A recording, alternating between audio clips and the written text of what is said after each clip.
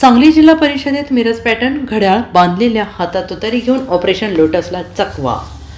सांगली जिल्हा परिषदेत खासदार विशाल पाटील यांनी काँग्रेसची सत्ता अनुनत दाखवावी असे जाहीर आव्हान देणाऱ्या भाजप नेते पालकमंत्री चंद्रकांत पाटील यांच्या समोरच महाविकास आघाडीने आता आव्हान निर्माण केले आहे।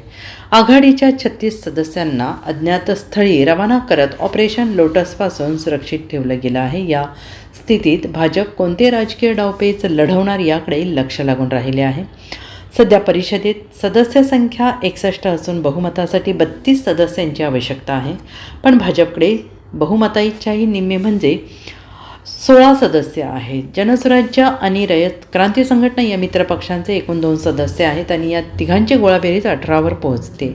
हे संख्याबळ बहुमताच्या जवळही नाही। राज्यातील सत्तेत नैसर्गिक घटक पक्ष असलेल्या शिंदे सेनेचे 7 सदस्य आहेत, त्यांना सोबत घेऊनही बहुमताचा पल्ला गाठता येत नाही। अर्थात शिंदे सेनेने भाजपला पाठिंबा देण्यास नकारात्मक भूमिका घेतली आहे, त्यामुळे सध्याचे सर्वच राजकीय चित्र भाजपा विरोधात आहे। या स्थितीत पालकमंत्री पाटील यांनी खासदार विशाल पाटील यांना कोणत्या डावपेचांच्या जोरावर आव्हान दिलं असावं याची चर्चा राजकीय वर्तुळात सुरू आहे।